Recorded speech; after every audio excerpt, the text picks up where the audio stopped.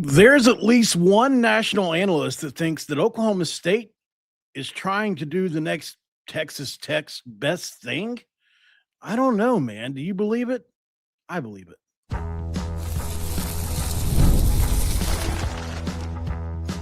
You are Locked On Oklahoma State, your daily podcast on the Oklahoma State Cowboys, part of the Locked On Podcast Network, your team every day.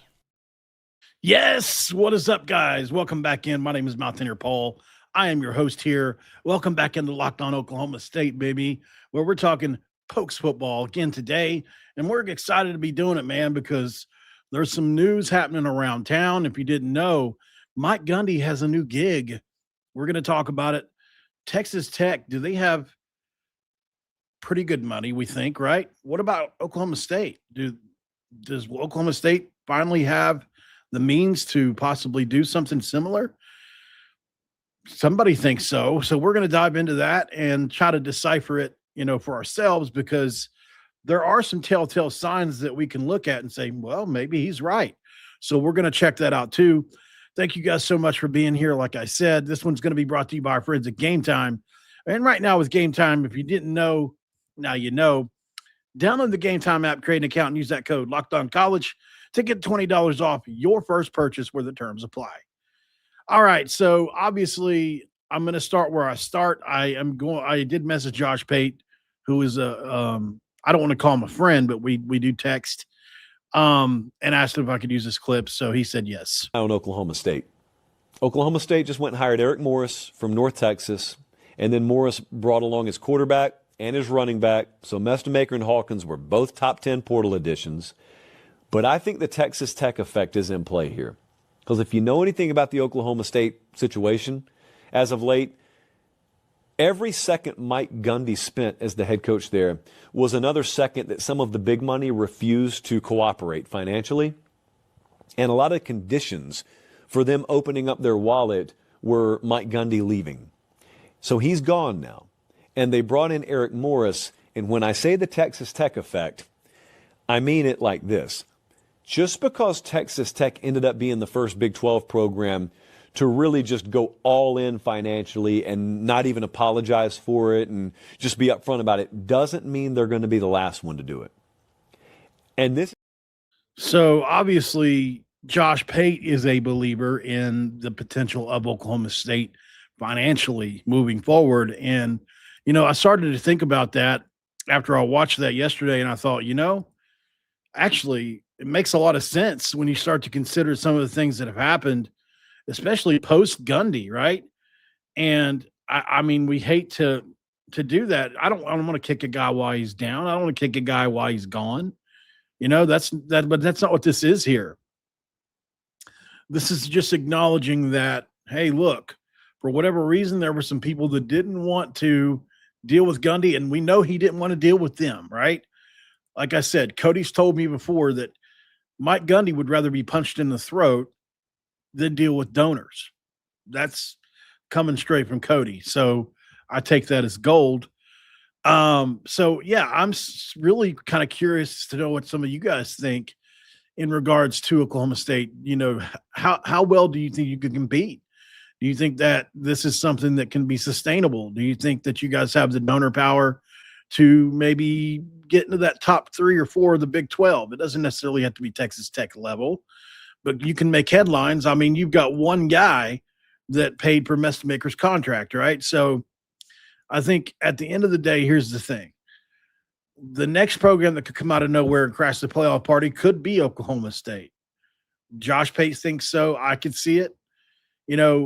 The Texas Tech effect. I like the way he put that, because big money's got to show up for that to happen, right? And he straight up implied Gundy's presence kept that money off to the sidelines. So every second Mike Gundy was there, the big money stayed on the sidelines. That's what he said. I consider that to be a headline. And, this isn't Gundy hate. This is structure. This is, in the modern college football world, your ceiling is decided by NIL, your portal aggression, and your alignment with the big money. West Virginia just did this last year, right? Coming into this year, they released this joint statement that said, hey, look, we're aligned. Board of Governors, Rich Rodriguez, Ren Baker, the athletic director, we're all aligned as one, and we are going to push ourselves in the top funding tier of the Big 12. Sounds like Oklahoma State did it without a statement. They just hired Eric Morris, and it happened. To me, that's powerful. And so when you look at what that looks like in real time, you just look no further than the Mestemaker contract, right? Dave Portnoy said, look, I'm going to go out and buy Bryce Underwood for Michigan. Oklahoma State said, I'll do you one better. I'll go get a guy that's actually produced in college already at an elite level and give him $7 million. And that's what they did. One guy did that, right? That is the are we serious moment, I think, that all Oklahoma State fans could come around the fire and agree on, like, yeah, maybe we actually are here. We're not doing hypotheticals anymore. Oklahoma State already has proof of concept. Drew Mestemaker is proof of concept. Yes, Oklahoma State can compete in this era. Multiple reports have described a massive NIL package for Mestemaker, commonly framed like, was it a multi-year $7.5 million range? So the reporting is one booster pledged it, and I believe it. One guy. That's impressive. So that's not a collective. That's not community support. That's a rich dude walking into the room and saying, I want Mestemaker. We're done being embarrassed. We're going to take the next step here, and here's how we're going to do it. I'm not going to litigate it. Are you? I'm just going to be like, you know what? You're right. You're right. Let's go get him. Michigan had this whole national conversation where Portnoy was publicly tied to, the chatter and the idea of being a big money backer, pushing the program to be ruthless. We even talked about being out if the demands kept escalating. That's exactly the business mentality that this era has created. And Oklahoma State has been forced to the table now in its own right with an anonymous donor. At least maybe he's anonymous to me. Maybe you guys know his name more than I do. So what Josh Pate's saying here is, yeah, Oklahoma State could become a place where money stops apologizing, right? I like that. I think that's very possible. Tech isn't the only deep-pocketed place in the Big 12. I'm not shocked to find out, but Oklahoma State being that place based on the last couple of years is a little surprising. I won't say shocking, but you know what? Just like Pate said, if they go all in, there'll be a headline team in the portal, and that's already happened. We've already saw it. Think of Drew Mestemaker as a flare gun. That question is it a one-off or a new identity? Is he the flare gun that signals more, or is it going to sputter out and things probably sputter out? I think those are fair questions, but also exciting questions. And, at the end of the day, I know that Eric Morse is going to be a much more receptive and probably open guy when it comes to this whole situation. We remember the ESPN report where Gundy wasn't happy with T-Boone Pickens after the critical comments that were made, including Pickens saying that Gundy doesn't handle people relationships very well. We've heard that. He also noted that they hadn't spoken in years at a certain point in time years ago, right? ABC wrote its own article about the frosty relationship that they had. I read it before when I was doing research for this.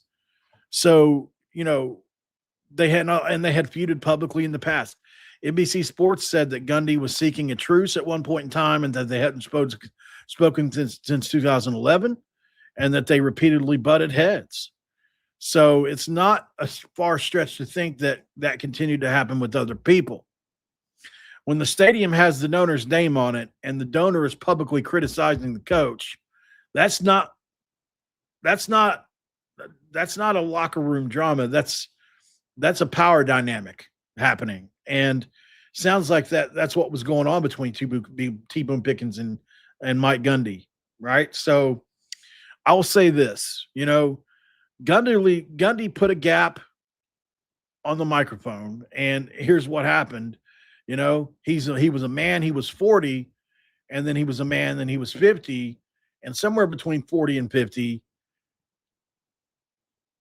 I don't know what happened there, right? Like it's almost like the whole sport changed and you couldn't recruit the way you once recruited, and all the things that Gundy was good at, he was going to have to relearn but didn't want to. And then the next thing you know, ESPN and Reuters both covered Gundy's public criticism of the spending disparity, saying that Oklahoma State spent around $7 million over the last 3 years, which contrasted with Oregon's $40 million. So, and that was when they were going against Oregon, if you'll remember. And Dan Lanning responded, said, "We spend to win. Some people have to have an excuse." So like there's plenty of evidence that points to, yes, Gundy was a knucklehead when it came to this point, right? Like it's not hard to see. So when your head coach is publicly framing it like that before the game as a precursor to the game to basically say, look, we're going to get beat this week and you know why. Like I remember Cody, like leading into that week, was saying in our squad show, like, yeah, we know we're going to get our butts kicked here. Like it is what it is, right? Like we're going to take hopefully the moral victory out of this. We had no chance to win this game. So, I think this is a Gundy thing. This is a Gundy, and it's held you guys back a couple years, but it could have been a lot worse, right?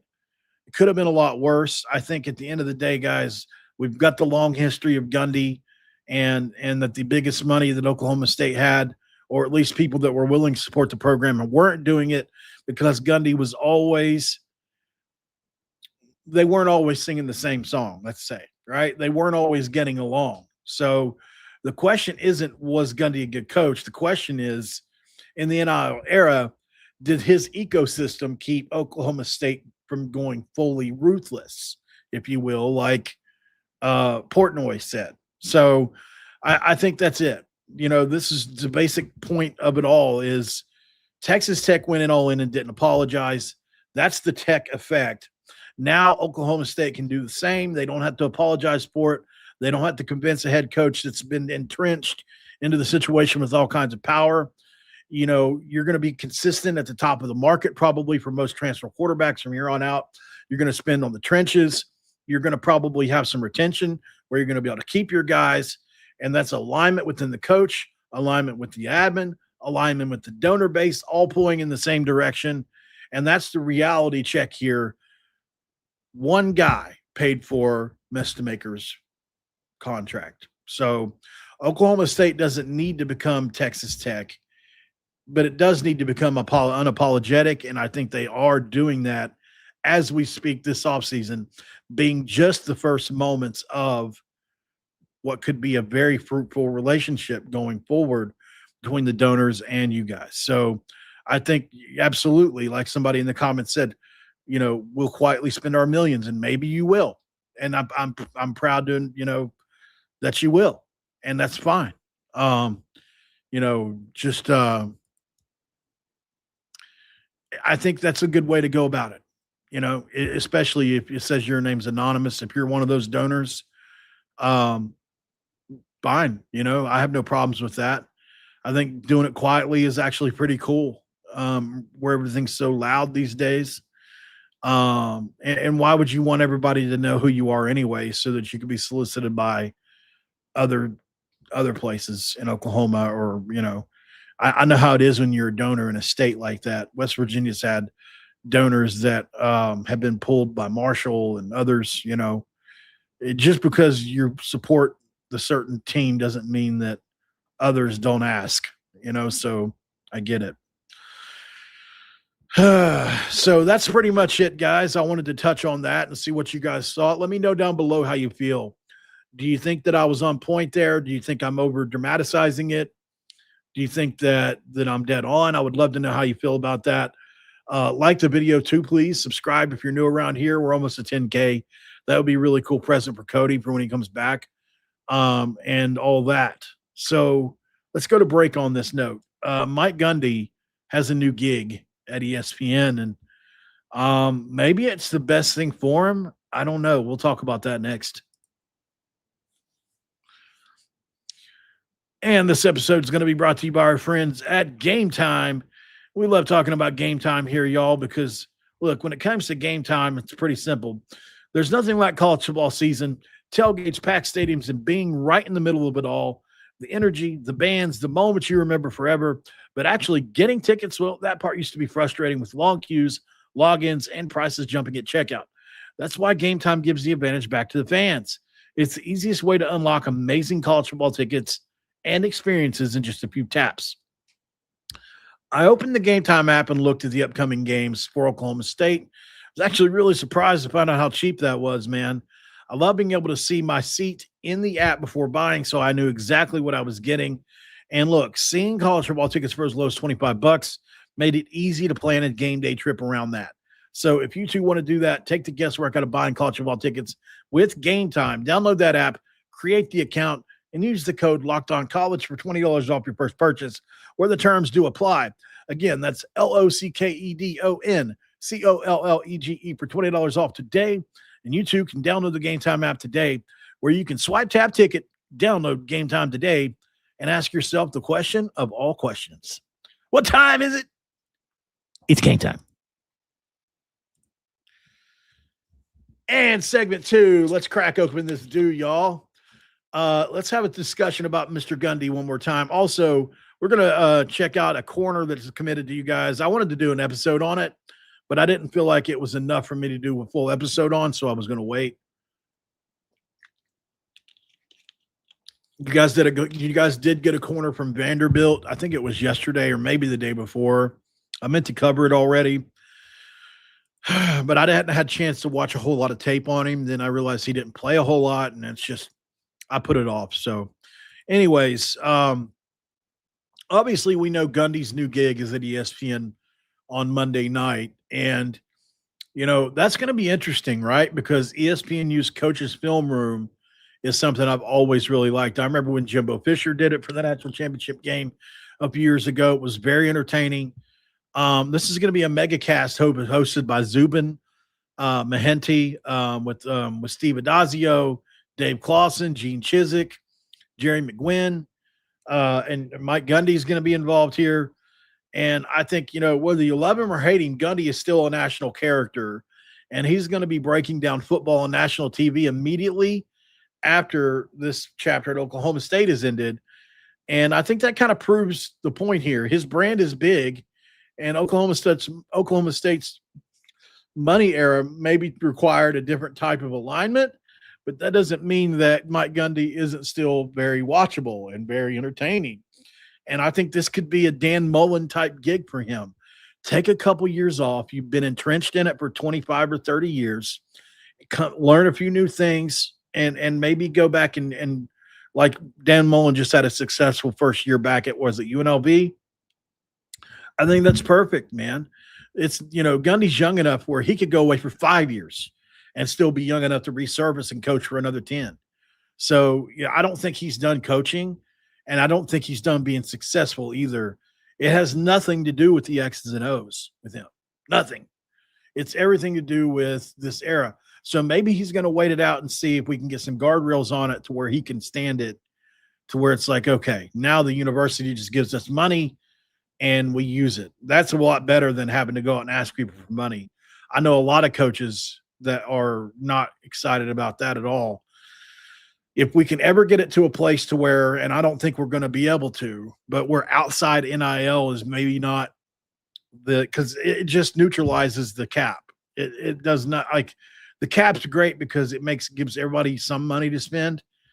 But if you think for a second that, for even half a second, that the teams like Ole Miss, who I've seen hosting every defensive end on the market today, Ole Miss is going to have 5-star defensive ends 4 deep on their roster probably this year, because I just looked like the last 2 defensive ends that we've wanted this couple days, they're hosting, and they're all really good players. Not 5 stars, I'm exaggerating, but you know, it's almost like back in the days when Alabama had a bunch of scholarships and they would just take everybody that was any good because it was addition by subtraction. I feel like that's what's happening right now around the college football because you've got 105 scholarships and you've got 20 the non-official whatever they're calling them that you can do. They're like kind of like a walk-on, but not necessarily a walk-on. You can put them on. You can give them a scholarship, and it costs you 30 grand or something. I don't know, something along those lines. I know West Virginia was doing some fancy bookwork on it. Anyways, back to Gundy. I think it's gonna be interesting. Um, as to what he ends up saying during the game and what that sounds like. Will he talk about Oklahoma State at all? Will he talk about this era of college football at all? Or will he just center it around the game? Luckily for him, it's not Oregon in the game. It would have been a little awkward. But still, it's two of the biggest spenders in the sport in Indiana, which is weird to say, in Miami. And I think he'll have some fun things to say. And like I said, who knows? Like he's eloquent enough, to do this for a living if he wants to. So I'm curious how you guys feel down below. Let me know how you feel about Coach Gundy as far as on ESPN doing this for a little bit. Would he be somebody you root for? I was surprised to see, looking around the country here the last couple of days, how many Oklahoma State fans truly dislike this guy. I just think that's something that I didn't know existed. Maybe somebody can explain that to me because I thought he was widely loved, and it only now that he's gone. Is it now that he's gone, all these people are crapping on him? Is that how it is? It's like now that he's gone, we don't mind doing it. That happens. But yeah, let me know because I've never really thought. I don't know. It's a little confusing to me, and I would like to be educated on it. So we're going to break one more time. We'll come back and we'll talk about the new recruit out of the portal you got. I think it was yesterday. Vanderbilt corner next. All right, we're back here. We don't have any reads to do on this one, but you do have a new quarter by the name of Trudell Berry. Transferred him from Vanderbilt, signed in via the transfer portal. He's 6'1", 196 pounds. He is a junior. He was a 3-star recruit in 2022, as most people that used to go to Vanderbilt are. Looks like he played 3 seasons with Vanderbilt. His best year was in 2023, where he had 21 tackles and a tackle for loss. 2024, he had played in 11 games. He only had 7 tackles, quite a few fewer splash plays. And then 2025, seems like he was sidelined with an injury. So career totals are 29 tackles, 2 tackles for loss, 6 pass breakups, and a forced fumble. Looks like he's been targeted in coverage 45 times. And the completion percentage against him is right around 50%. So actually a little over 50%. That's not terrible. He's got length and size. He's 6'1", which gives him basically he's a natural boundary corner, in my opinion. He's got SEC experience where he comes from a power conference. He's got power conference reps. He's used to really physical play, and he has tackles for loss on his record. So I would imagine that the tackles for loss and the forced fumbles on tape that I saw show some aggression. He's still young with a couple years to grow here, and that limited snap count in 2025 means he's going to be fresh, you would imagine. Obviously, the production is something that you wonder about. 20-something tackles is not a ton. No interceptions, nothing like that. This guy is, I think has potential, but you're going to have to unlock it. Like I said, he has limited splash plays, but that's not necessarily, he hasn't played in a couple years as well. So, we'll see what happens. I definitely think he's coming to be a depth piece for now. And he's a guy that could work his way into the lineup as you're getting a bigger, more experienced corner with SEC reps and some physical traits that kind of fit man and press man schemes. It's going to add some competition and depth opposite your corners, which is important because obviously Eric Morris has a fast, not only does he want to play fast on defense, but he wants to play fast on offense. And I think he's a scheme fit. I think he'll probably play boundary roles early. His size and physical approach are fit for that press man style, like I said, and maybe a little off coverage in zone. But at the end of the day, guys, this is a pretty good pickup for you guys. It's a mid-level SEC corner that's got upside. And I think, look for next year to potentially be his big impact year, but he could make it this year too. It just depends on how much that injury still nags him, if at all. I don't know what happened to him exactly, so that's another part of it. But I mean, if he shows some consistent coverage reliability and some ball skills, you never know, man. He can end up being a very nice surprise for you. I mean, he is a 6'1" SEC tested corner that's got some physical traits. He's got flashes at Vanderbilt of playmaking ability. And this is a piece that I like. I think it's a very underrated pull this late into it for you guys. And I could see him making a small impact for sure, potentially a bigger one. So that's all I got for you guys. I appreciate you for joining in. Just wanted to come in and touch on the Gundy situation, as well as what Pate said, and then get that corner taken care of. I did Puckett and those guys the other day. So I'm out of here. That's really all I got. Make sure you like, subscribe, share the whole nine, and we'll be back tomorrow with another video. We try to go 7 days a week here if we can. We might miss a day here and there, but we're definitely trying to keep it consistent for Cody so he has something to come back to. All right, guys, we'll see you on the next one. Have a great rest of your night, and I'm out of here. Go Pokes.